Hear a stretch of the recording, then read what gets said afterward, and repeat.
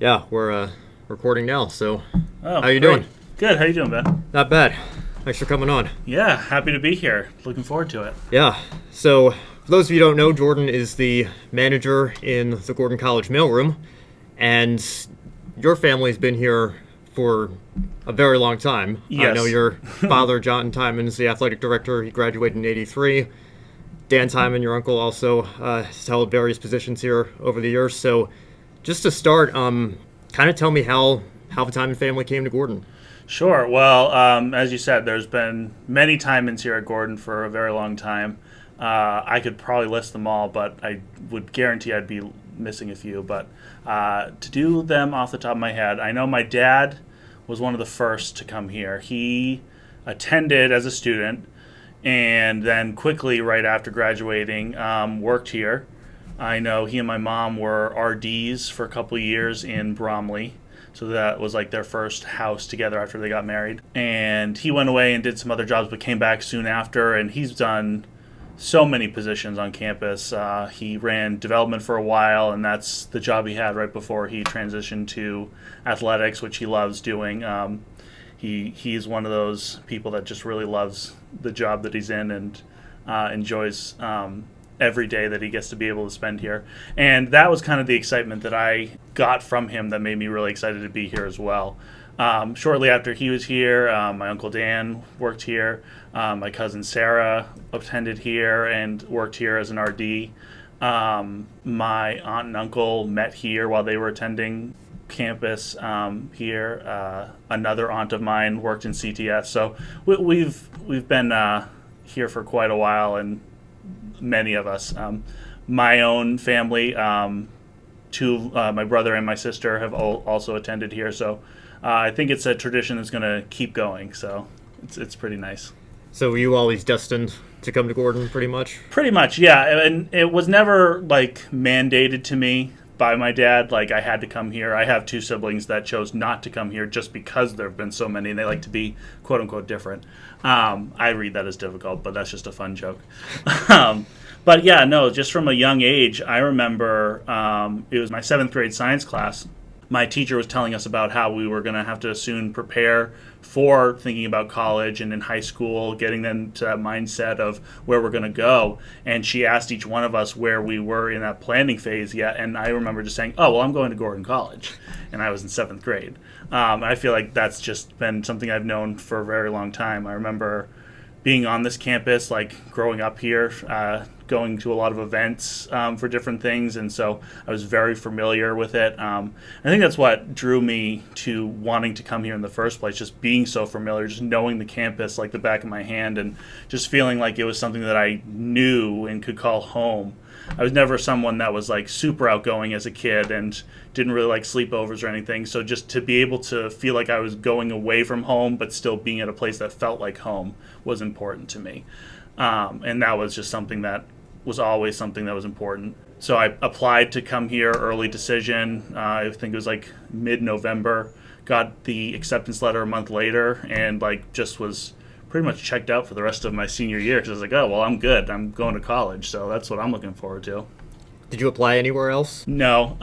My dad thought it might be a good idea to just see what else was out there, so I remember joining him on a couple of business trips.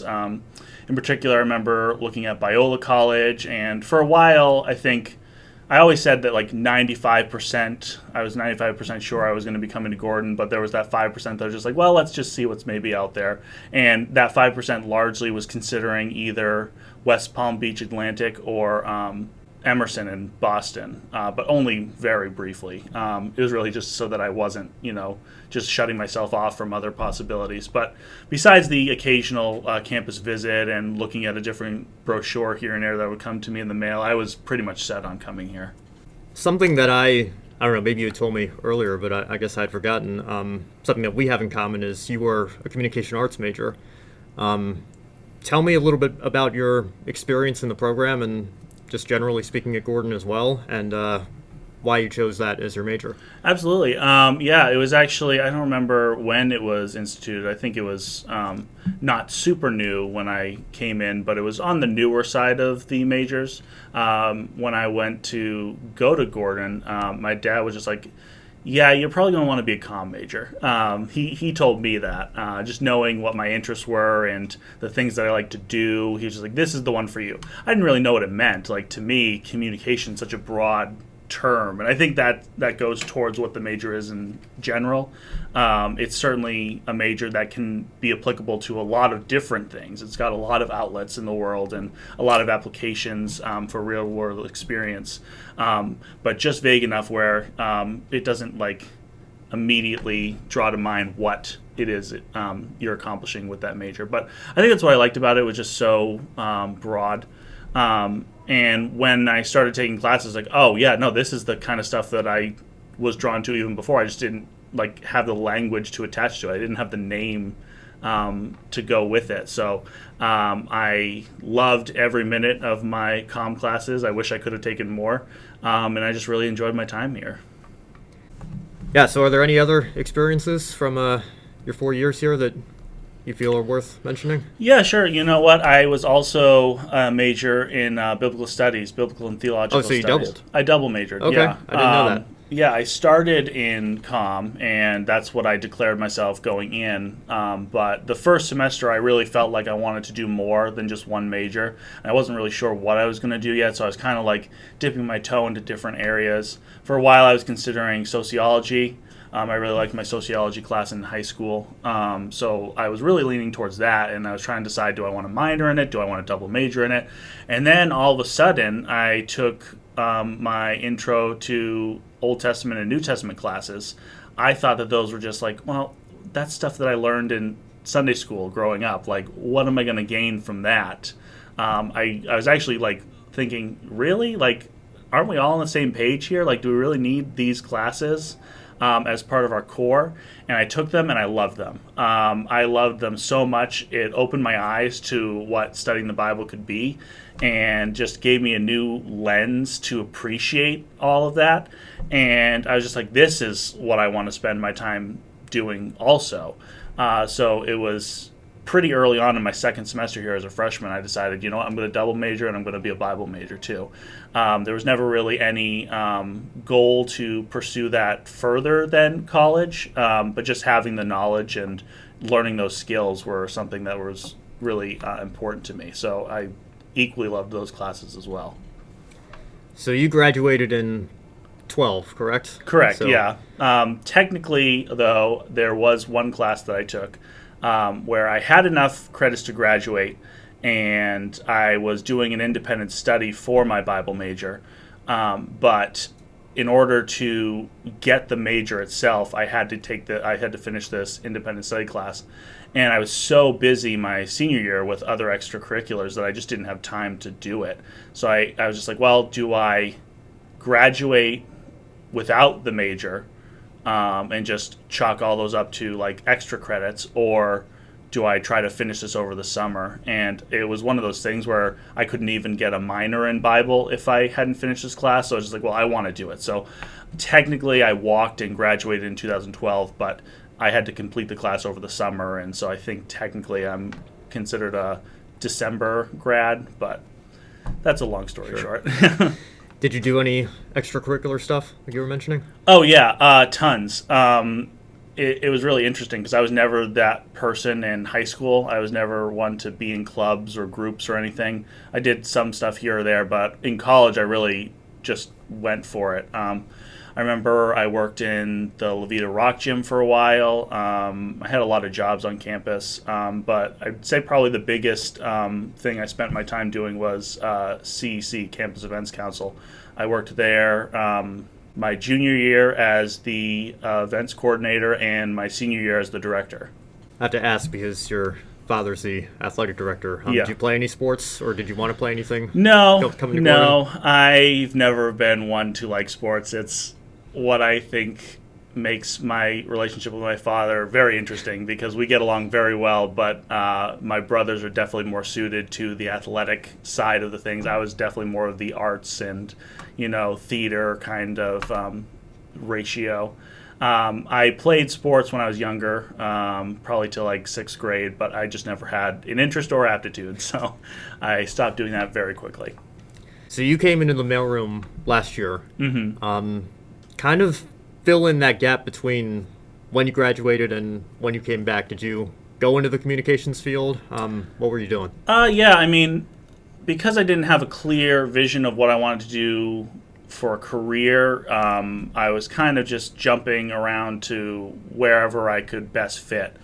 So I was very lucky enough to land at a part-time, and actually at the time was a summer job with the Hampton Chamber of Commerce, and that ended up turning into eventually a full-time job 6 years later.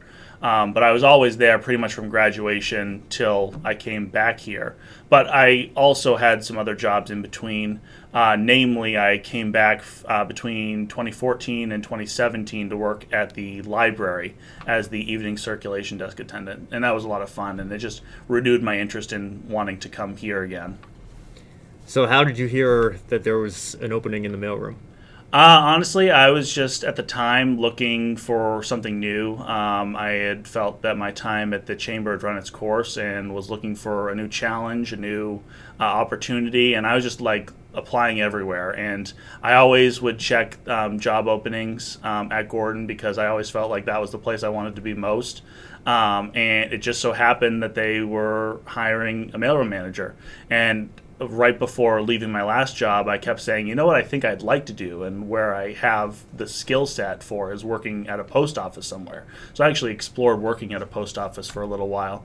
And then this job came up as like, well, maybe that's what I'm meant to do.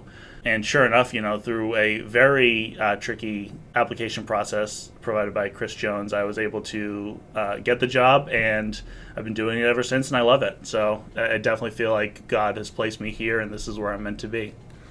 How difficult was it to come in and think of everything that you have to keep on top of here? You mentioned wanting to work at the post office. If you get a job at the post office, I always tell people like who are interested in working here or what we do, that if you work at the post office, you have to learn how the post office does things, and that's basically it. If you come work here, you have to know how the post office does things, how FedEx and UPS do things, and then not to mention all the logistics of setting up mailboxes and resolving student issues. So just how challenging is it to stay on top of all this? It was a bit of a challenge, I'm not going to lie, but it was a challenge that I was ready to meet. I think a lot of the heavy lifting had been done by Chris before I got here in the transition between now and the former mailroom operators, Ken and Dave. So a lot of the kind of transitional stuff was taken care of, but when I came in, there was still a lot to learn, a lot to figure out. Processes that needed to be readjusted and rethought through. And that's just kind of the stuff that I like to do. I like to kind of look at a system and kind of take it apart and put it back together in a way that's more efficient and more clear, with obviously the key being communication in mind. So when everything was getting redone and redesigned, like I remember it felt like every 3 weeks I'd walk in for my shift and things would have moved around. Yep. So was that mostly your ideas coming to fruition, or was that Chris? I like to say it's more 50-50. I think we decided those things together. Chris is very smart and really great at thinking those things through with too. So I do remember those times where we would be like, you know what if we put this table on the complete opposite end of the room, see how that feels? And then we'd be like, we don't like it, let's move it back. So there was a lot of moving around, and, there was a lot of just every day. We actually joked towards the end, it was just like, let's see what the students say when they come in to see all this change now. But I feel like we've finally gotten to a place where it works and it looks good and it's functional, and I'm just really glad that the process got us to a much better operating mailroom. Has the Send Sweet Pitney Bowes operation, do you think that's been more successful than what we had before with Q-Track? Oh, absolutely. I mean, there's never a perfect system. There's always going to be room for improvement, and I've certainly suggested to Pitney Bowes a few add-ons that they could provide that would make our lives in particular easier, but I can only imagine other people's as well. But compared to what we were using before, there's just no question. It was night and day. I just remember even just the receiving of the packages from the delivery drivers out back, just with our old system, Q-Track, it took so long and just got me so frustrated that I was like, there's got to be a better way. I felt like it was in one of those infomercials. And I was just so thrilled when we implemented the new system because it's just so much better. So some students, well, a lot of students are probably going to end up listening to this. If you could tell them a couple of things that would maybe make our jobs a little bit easier, what would they be? Oh, absolutely. You know what? I try to make it simple for everyone. I realize that, memorizing a bunch of rules is not everyone's job, especially if you're a student here. So I try to make it very easy. We do have a sign up at the front window, and it's also posted on our website page at Mailroom, at the Gordon page. And it's just got some simple rules that helps us out a lot. I'd say the number one thing that we deal with all the time is addresses. Put your box number on your addresses, please. It helps us out immensely. It will benefit you, too. It'll get your packages here routed faster and to you sooner. But then there's just some smaller stuff, So, yeah, I would definitely recommend they look at those signs and seek those out. If there's ever a question about them or, maybe something that has not been thought of, I'm more than willing to hear extenuating circumstances, consider certain special requests. I'm here to serve. So, if you ever have a question, you can reach out to us. It's mailroom@gordon.edu. And it's $2.55. And it's $2.55. Yeah, not $2.25. Somehow that keeps getting through. I don't know why, but it's $2.55. $2.55. Well, I guess we can move on to film, and I know you're a big movies fan. I see you've got the Superman watch on, as you usually do. Yes, I do. So obviously, that's, I guess, a genre we'll probably talk about most today. But you're a fan of movies in general. Yes. And before we get into that, I want to talk a little bit about me being a big racing fan. I know you saw Ford versus Ferrari, which came out about a year ago. What did you think? I loved it. You know what? I'm not a big racing person. That's not something that genuinely interests me. But Ford versus Ferrari was easily maybe the second or third best movie I saw last year. Endgame, of course, takes the number one spot. How could it not? But I immensely enjoyed my time watching Ford versus Ferrari. I thought it was very engaging. I thought the acting was superb. Matt Damon and Christian Bale are just great in those roles. And it really taught me about the Le Mans race, which I didn't know anything about. I didn't know it was a 24-hour race. It was just interesting. It was one of those words that you hear and you think, oh, that's something that I don't know and probably don't care about. But it was fascinating, even just in the opening minutes, to learn that that's what it was and that this movie was going to be about that. Just a worthwhile watch. Yeah, they don't do the running start anymore, where they start on the opposite end of the track and get in their cars. I think that was a little weird. Yeah, I think safety was kind of a laughable concept back in the 60s. Yes. I think they learned their lesson on that. Yeah.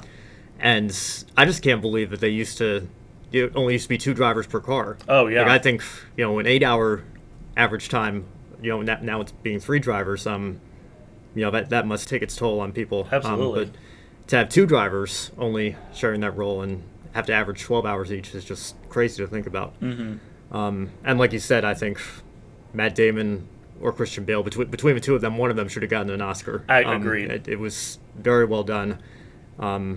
I guess Joaquin Phoenix was kind of a lock, though, when Joker came out. Yeah, it's kind of hard to go against the Joker with all the buzz that came up with that. But honestly, I think Christian Bale, that was probably his best role. I think that was the most I've ever liked Christian Bale. Even better than Batman? Oh, yeah. You know what? I don't want to get into it too bad. I don't want to insult anybody, but he's not my favorite Batman.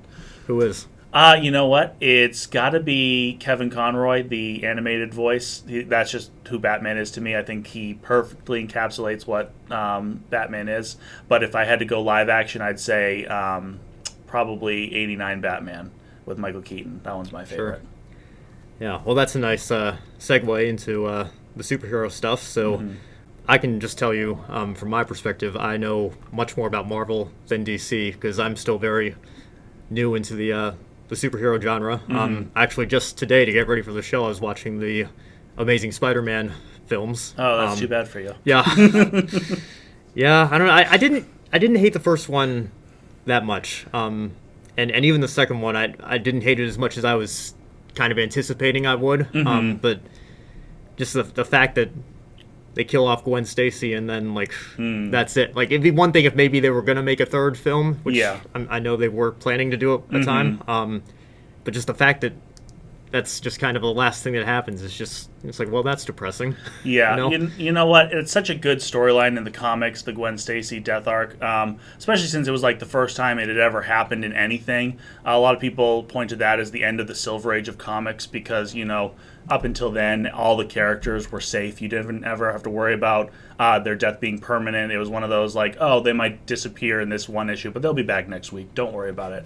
It really set a much darker tone going forward, and I think that's certainly material that can be mined and made into a phenomenal film, and they just decided not to go with that at all. They decided to throw in some weird Sinister Six stuff at the end, and it was a very overstuffed and bloated film, that second one, that it's just like, well, it's too bad that there's some good elements in here because you can't see it. Yeah. I felt like I had a hard time keeping my focus because there was... I guess that's kind of what the criticism of Spider-Man 3 is. Like, there are too many villains and trying to put them all together.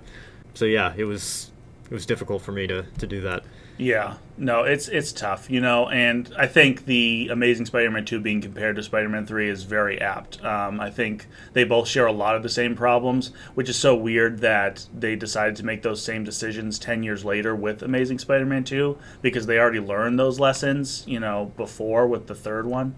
It's a shame because up until I am now a huge fan of Superman, and I will say that he's my favorite superhero, Spider-Man was always my favorite growing up. And so when they made those first Spider-Man movies with Tobey Maguire, I was just so happy because that was my superhero. And that's the one I was most excited about seeing on the big screen.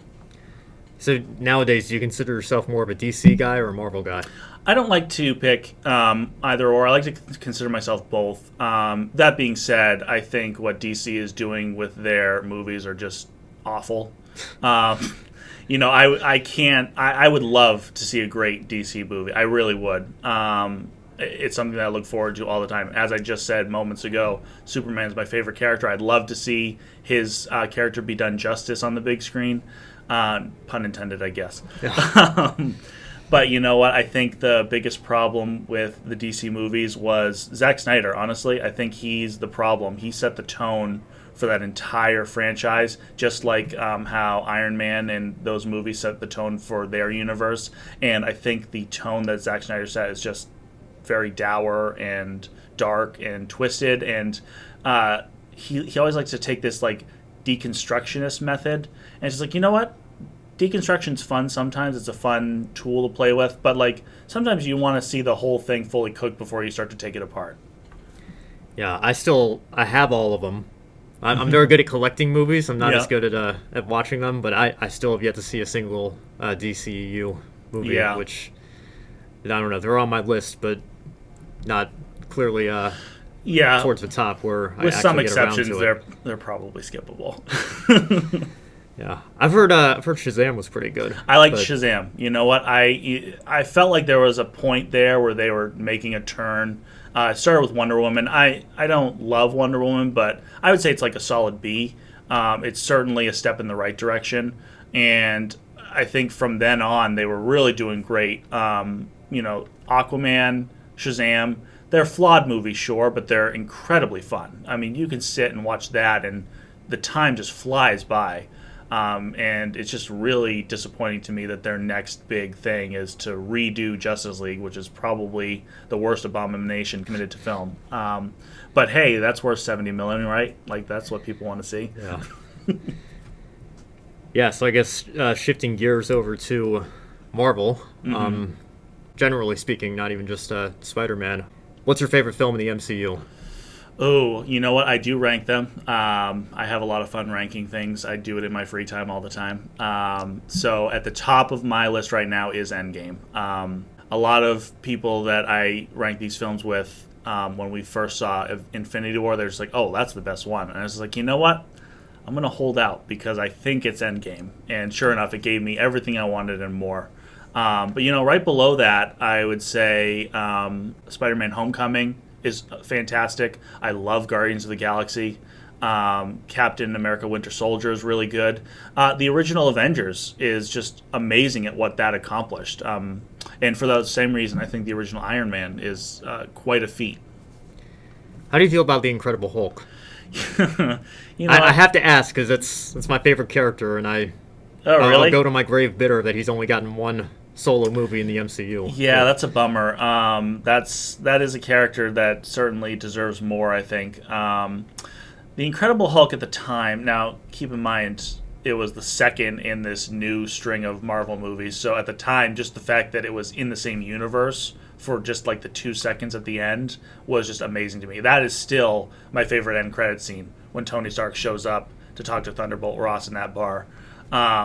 But beyond that, I think that's the most that you can say about Incredible Hulk. I would certainly be interested in seeing a new version with Mark Ruffalo, but yeah, that's definitely towards the bottom on my list. Yeah, yeah. It's hard for me to. It is one of my favorites just because I love the character, but I don't know. I guess I can put it above Thor: of a Dark World, and maybe a couple of others, but I have to acknowledge it.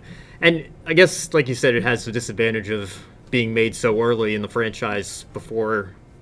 I guess the MCU always had this vision, but it wasn't as far in development at that point.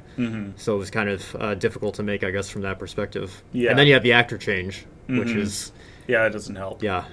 Although an improvement, in my opinion. I like Mark Ruffalo a lot better than Edward Norton. So Yeah, it's tough for me to I try to go back and picture Mark Ruffalo's face in those scenes, and it's that'd be difficult. tough. Yeah, well, it's tough because then you go watch Ragnarok, and it's it's in the same universe, it's all canon, but it's very hard to believe that it's the same character.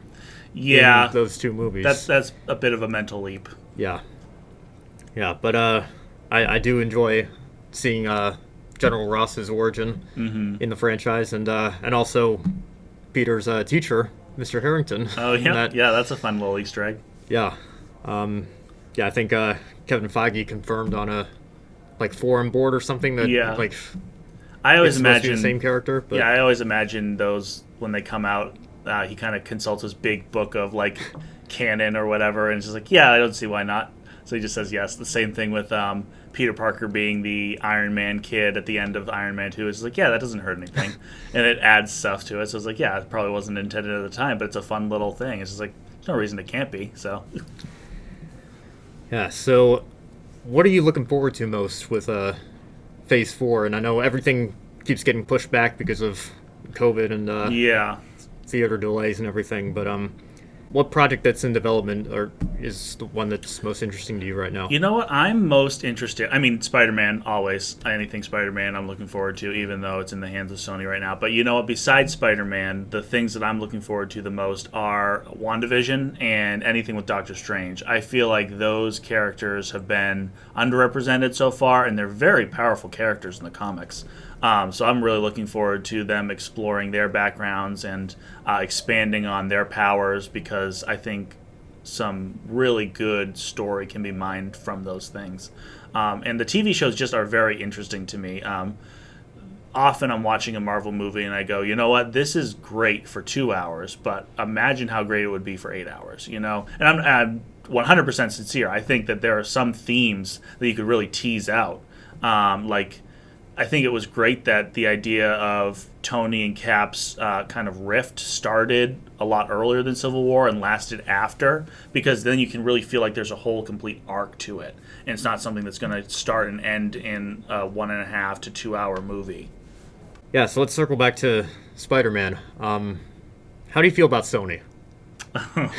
You know what? They're trying their best. I'll say this. I think their Spider-Verse movie was fantastic. Easily deserved the Best Animation Oscar that year. And that was up against some pretty stiff competition. I'm always a huge Disney fan, so the fact that I truly believe that earned the Oscar above the other two Disney movies out at the time, I think says a lot. But Sony in general is just what are you guys doing? It's just you can't learn the right lesson anytime. I've never wanted, and it's such a weird thing to even think about, that you're so invested in characters that you're interested in the business dealings behind the scenes. How did we get to that point that we were interested in that? But I would so much rather have Spider-Man just be in the Disney universe, because I'm not loving. Anytime they try to break away from the MCU, it just seems worse. Venom was fun, but you want to see a better version of Venom, watch Upgrade. That's a great movie. I highly recommend it. How do you feel about Venom and Spider-Man 3? You know what? I thought, because Topher Grace and Tobey Maguire look so similar. I think the only other alternative... You know what actually would have been a better version is if you had Jake Gyllenhaal be Venom, because I think he would have done a better job, and he equally looks just as much like Tobey Maguire, and I think he could have pulled off those cheesy lines that they gave Eddie Brock. I know why they did it. Venom at the time was the most popular villain, and they had already done Green Goblin, so I understand, like, at the time, you don't usually get more than 3 movies, so you want to fit them in. But from my understanding, Sam Raimi was very much wanting to do Sandman. And so when the studio told him, like, no, you have to do Venom, instead of dropping Sandman, he just did both. And that was the error right there. Right. I feel like, to an extent at least, you should always listen to the original creator's vision, because they are creative for a reason, but at the same time, sometimes they need to be reined in. So ultimately, I don't have as much of a negative opinion on Spider-Man 3 as everyone else does. It's certainly the weakest of the 3, and there's a lot going on. It's very busy, but you know what? It's not so bad. Yeah, I agree with that. But yeah, I guess you kind of hinted at it already, but what is it officially now? The Sony Pictures universe of Marvel characters? Like, like even the name, like you have like Sony's Marvel universe, or like some like. Yeah, I think at the time I tweeted something when I first heard that news. I was just like, wow, Sony's like just as good at naming universes as they are making Spider-Man movies. Hit and miss. It's like just spunk. It's like, spunk. What? It's like you couldn't come up with other random letters that actually spelled a word. Like, honestly, anything would have been better than that. Well, I don't, like I said, I don't really read the comics, or haven't gotten to that point yet, but I know that Maximum Carnage is like a name and a title and a thing. So they announce, of course, that's the Venom credit scene is teasing Carnage in the second movie, and this summer they reveal the title, and it's Let There Be Carnage. Yeah. And I'm like, what is this, like Genesis here? Like God said, let there be light. Sony said, let there be carnage. Like it just doesn't work for me. Yeah, it's so weird. You know what? And this is a problem in general with like other studios trying to figure out where their like big group movies are going to land. Even Maximum Carnage would be a great movie. The problem is, the main drive for Maximum Carnage in the comics is that Venom has been a villain for so long that he's finally trying to turn a new leaf and become a good guy. And so now here he is trying to stop Carnage, and he's thinking he's doing good, but he's doing it in a way that Spider-Man doesn't ultimately agree with. So like there's 3 teams, all with very similar but distinct goals, and like it's really interesting watching Venom trying to team up with Spider-Man to defeat Carnage, but Spider-Man not being interested in that. All the while Carnage is just going crazy, and just it's very rated R, and that could be a very interesting movie, but like you have to earn that. Like that should be down the road. I was just like so out of it at the end of Venom when they hinted at that. It's just like, it's too soon, too soon. How about like after Venom 2 you put that in, and that could be Venom 3 or something like that. My opinion anyway. Yeah, well, how do you feel about the kind of teasing of the crossover? You have Michael Keaton's not confirmed, but I mean, what else would he be playing in that role? Like he's got the same jacket on, so Vulture being in Morbius, kind of confirming that bridge, and now they're saying Tom Holland's probably going to be able to cross the universes. So, well, I think it's very clear that what Sony wants is their own sandbox to play in, that's not owned by Disney. And it's a valid desire. I mean, everyone's making superhero movies right now, and they're making a lot of money, so why not go with the one franchise they have, which is arguably one of the most popular characters ever put to film. I just think the way that they're going about it is really weird. So I'm not going to prejudge any of that stuff right now. I'll wait to see it. I think that there is a path that you could do that successfully. A lot of rumors I'm hearing about right now are really exploring the Spider-Verse and the live-action sense, and just kind of having that be an off-branch. It's just a different, separate universe. So you can still have those characters, you can still have them interact, but it doesn't necessarily have to taint what the MCU is building over here. Or are you referring to the rumors that just came out the last couple of days? Oh, yeah. They're saying Toby and Andrew might be they might signed be on back. again? They might be back. maybe I like that. Maybe I won't. It's Yeah. it's all in the execution. Now, I'm still waiting for a blue check marked account to tweet that before I Yeah, get my hopes up too much. There's but- a lot of rumors going around recently. And you know what's so interesting with Sony, too, is that whole leak that happened a few years ago. You really got inside their head and realized, oh, they might not know what they're doing. They're just kind of throwing stuff at the wall and seeing what sticks. So it might be that and I think this is a very valid thing that the studios have been doing lately. They'll throw out these rumors just to see what the audience engagement with those ideas are. And if they're positive, they'll be like, oh, yeah, that's what we were planning on doing. And if it's negative, it's like, oh, no, we weren't. That was just a rumor. We were never planning on doing that. Honestly, it's a smart way to go because you can kind of gauge audience interaction and reaction to these decisions before actually officially making them, and then it's too late. Yeah. Well, I don't know. I kind of feel like, Toby was supposed to get a fourth movie, and Andrew was supposed to get a third and fourth movie as well. And, I feel like Tom Holland deserves a trilogy. So maybe, like, I don't envy, like, the creative decision making at all, but make Spider-Man 3 in the MCU Tom Holland's movie, and maybe in the credits scene bring the two of them in to tease your live action Spider-Verse film. I don't know, I'm very much open to the idea of a live action multiverse, but yeah, definitely the jury's still out on whether or not they could make that work for the film coming next year. Absolutely. No, I completely agree. I think that instead of trying to busy a movie that already exists just because you're going to make it anyway, like, let Tom Holland have his own trilogy, and then you can make the Spider-Verse movies like the Avengers movies. I think the worst part about Avengers 2 is they tried to put too much in it to hint at future movies. Age of Ultron? Age of Ultron, yeah. It really weighs it down. It's too bad. I don't hate that one as much as everyone else does either. I think there's some really good stuff in there, but, I mean, the whole Thor jacuzzi scene is just like, that didn't even lead to anything. That, like, after that was all said and done, that had nothing to do with Ragnarok. And it's just like, why don't you just, like, make this movie first and then make the next movie, And I think that's what they're going to run into. And in capable hands, I could see it working well. I mean, who knows? Maybe they will pull it off. I would certainly give more leeway to Disney to do those kinds of things because they've proven time and again that they can pull those things off. Sony, not so much.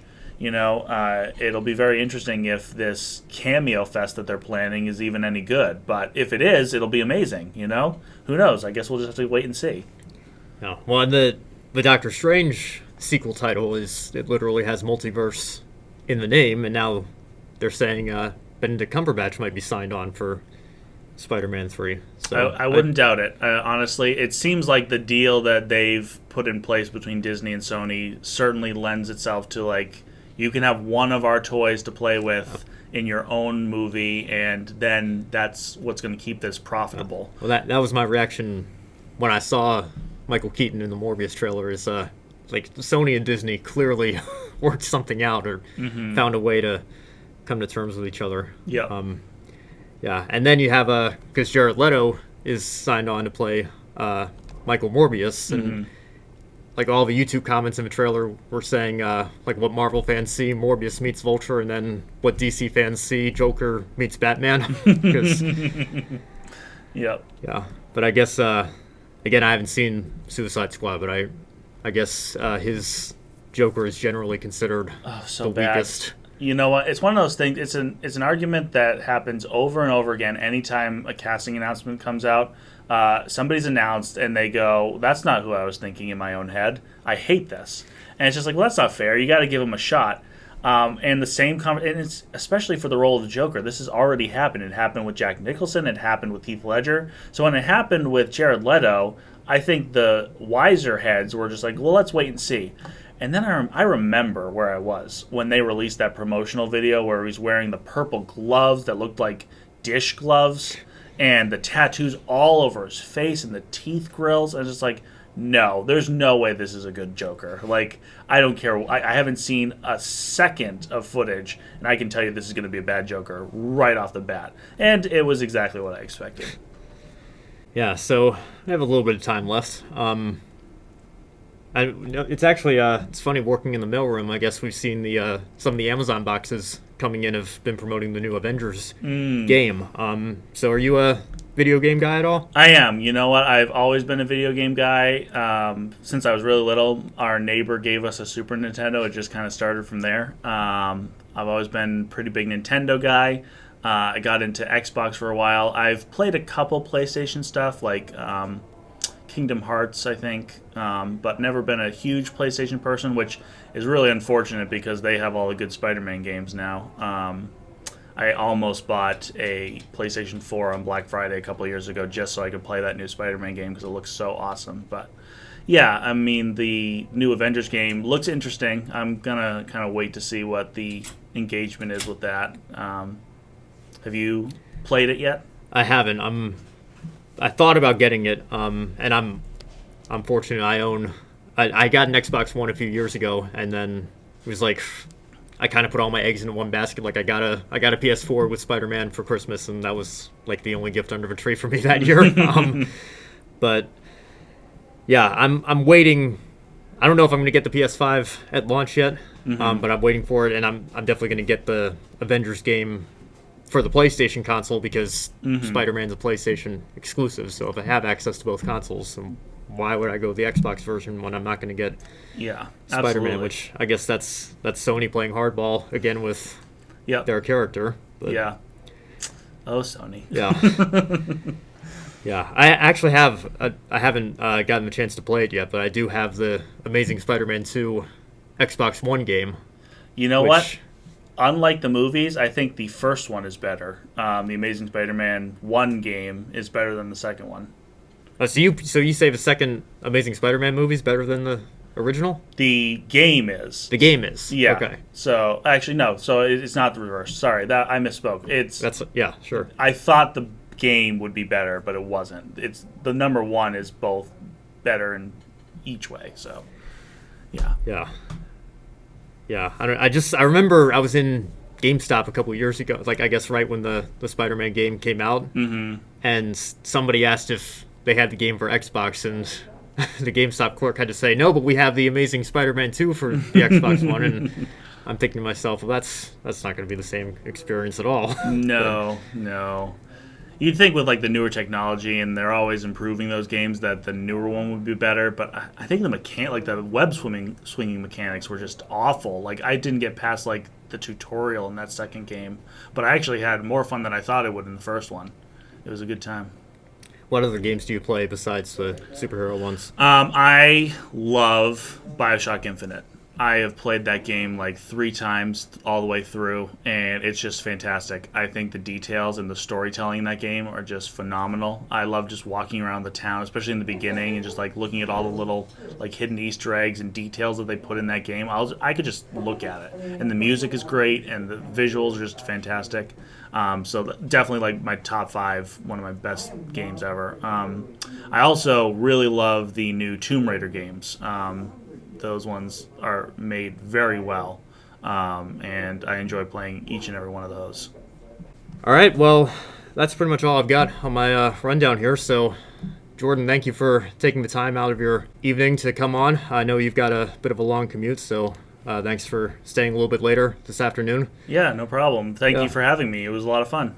Yeah, no problem. And we'll definitely keep an eye on what happens with all this new Marvel stuff and Spider-Man. Keep your fingers crossed, I guess, that Sony doesn't screw it up. Yeah, definitely. We can only hope. Yeah. Well, hopefully Disney being involved will, I don't know. I've liked both Homecoming and Far From Home, so I'm cautiously optimistic that they'll do a good job. Yeah, they do a good job with those ones, so it's all possible. Right. Well, thanks again. Thank you.